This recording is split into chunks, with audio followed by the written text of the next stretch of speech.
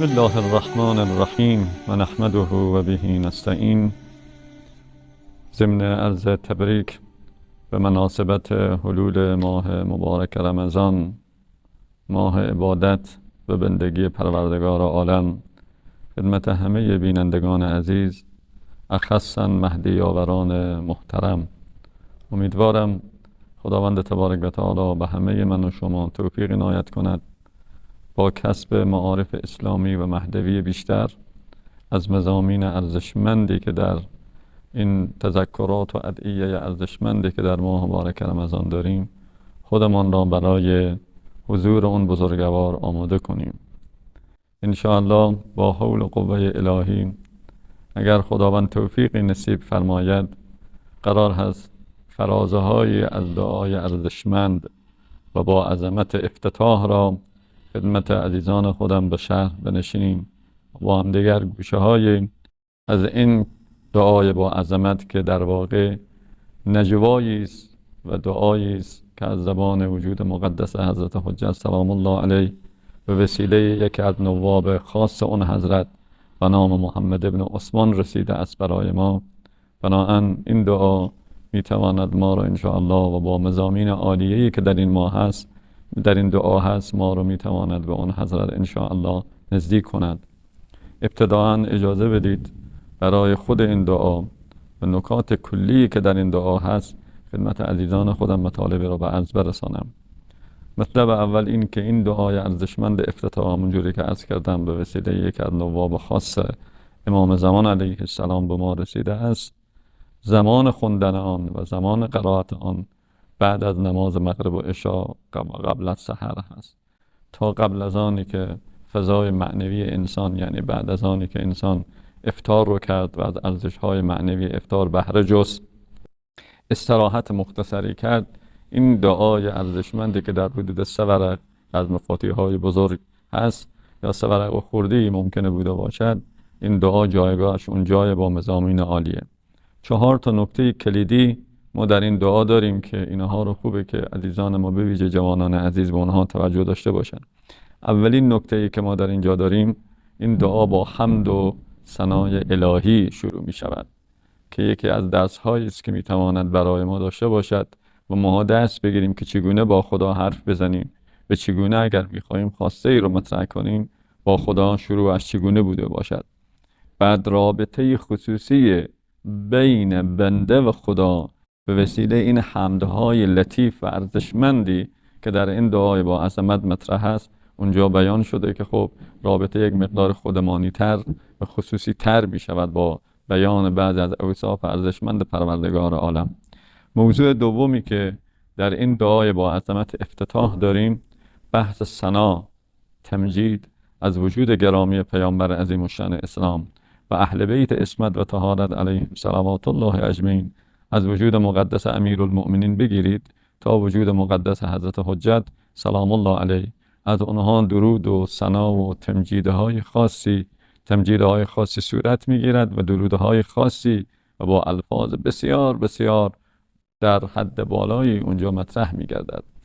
موضوع سومی که در این دعای ارزشمند که در واقع به تعبیر من میشه گفت جان این دعا هست و یکی از نکته‌های مهمی است که باید ماها به ویژه عزیزانی که در دوره انتظار را برای خودشون یک فرصت، یک زمینه ارزشمند میدانند توجه به او داشته باشند، درخواست دولت کریمه هست.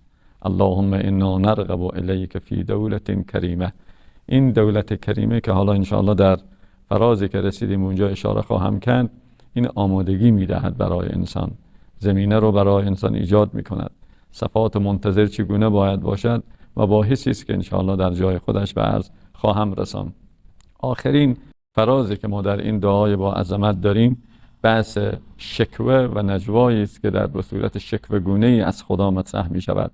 اشاره می کند به غربتی که ما داریم نسبت به دوری از امام عصرمون و امام زمانمون و حجت داعیه الهیه. پس بنابراین این 4 تا نکته اصلی را در مجموع دعا ما داریم. حالا شروع می کنیم به اولین فراز از فرازهای ارزشمند این دعا. اللهم انی افتتح الثناء بحمدک. ترجمهش اینه که خدایا من شروع میکنم، افتتاح میکنم به ثناء تو ای خدا و به حمد تو ای خدا. نکته که اینجا باید من اشاره کنم که در واقع چند تا نکته هست در دل این نکته، اینه که شروع و آغاز با حمد شده، شروع و آغاز با ستایش شده. این چی پیامی دارد به ما؟ ما چی برداشتی رو از این باید داشته باشیم در زندگیمان؟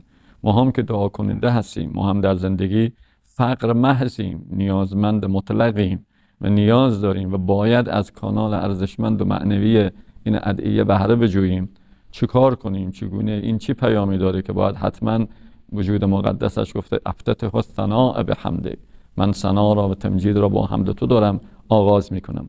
اولین نکته اینه که در این دنیای پرهیاهو، در این زندگی با نفسا، در این موقعیت بسیار بسیار به اصطلاح حساسی که همه انسان ها میبینیم یا اکثریت انسان ها میبینیم به یک سری امورات مادی و زمینه های کار میشود، تلاش میشود، سرمایه گذاری میشود تا بندگان خدا را از خدا دور کنند، بندگان جوان را، خصوصا جوانان عزیز ما را دور بکنند.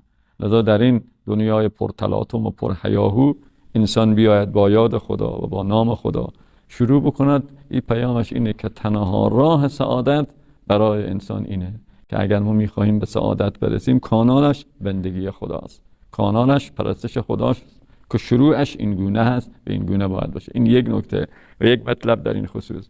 مطلب دومی که اشاره باید بشه اینه که ما گفتیم موانعی هست در این دنیای پرهیاهو. الان یک فرصت طلایی به ما دست داده با آمدن رمضان و با درک ماه مبارک رمضان. این خودش باعث می شود که موانع توجه به خدا کاهش پیدا بکند، موانع توجه به خدا کاهش پیدا بکند. شما دیدید معمولا همه سال اینجوری بوده، در سالهای گذشته هم این گونه بوده، وقتی ماه مبارک رمضان میشه دلها یک آمادگی بهتری پیدا میکنه. حتی خیلی ها که نمازخوان نبودن گاهن میبینین که در این ایام بیشتر حضور در مساجد پیدا میکنن. با آمدن در فضای روزه و معنویات روزه اینا یه زمینه ایجاد میشه، لذا خیلی از این موانع رو به کاهشی میرود.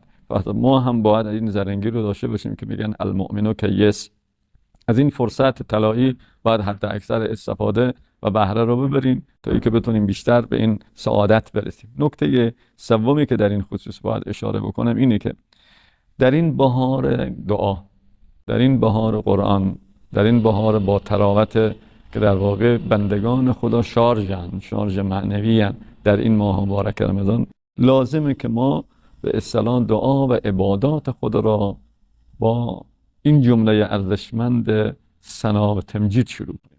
حالا سوال اینه که سبک شروع چگونه باید باشه؟ این به ما یاد میده.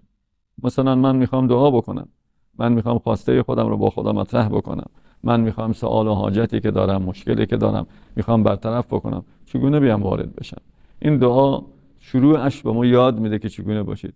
یکی از راه‌های ارزشمند شروع و افتتاح و آغاز حرف زدن با خدا تمجید خداست، ثنا به جا آوردن ثنا الهی.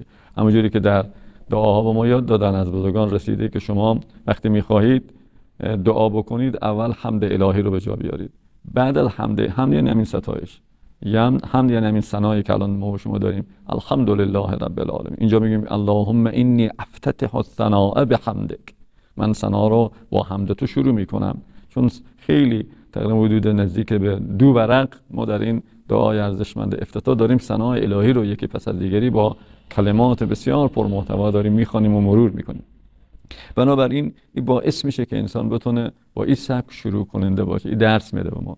آخرین نکته که در این فراز اشاره کنم و خیلی این بحث طولانی نشود اینه که برای دعا توفیق لازم دارد. همونجوری که برای هر کاری نیاز به توفیق داریم، ما بدون داشتن توفیق نمیشه. ما میخوایم کار خیر انجام بدیم، میخوایم حتی روزه بگیریم، همین روزه ماه رمضان توفیق لازم داره. خیلی آدم ممکنه باشن این ماه رمضان میه و بهانه‌های واهی ممکنه روزه رو ترک کنه، همونجوری که بعضی نمازها رو ترک میکنن. پس برای دعا هم ما چی؟ توفیق لازم داریم.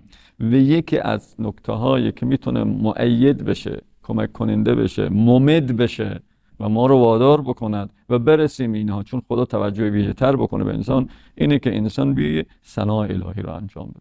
ثناء الهی و تمجید ذات مقدس پروردگار، همینجوری که با حمد و ستایش هست، اگر صورت بگیره، این خودش زمینه و ممدی می شود برای به دست آوردن توفیق پیدا کردن، برای دعا کردن و خواسته دل رو با خدا مطرح کردن. انشاءالله امیدوارم خداوند تبارک و تعالی برای همه بینندگان عزیز و گوینده و شنوندگان عزیز توفیق بده، بتونیم حد اکثر استفاده را از این فضای معنوی ماه مبارک رمضان ببریم. السلام علیکم و رحمت الله و برکاته.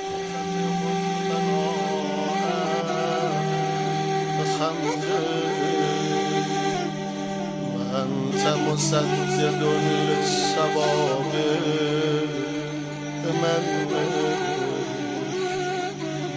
أيقنت أنك أنت أرحم الراحمين في موضع العفو والرحمة وأشد المعاقبين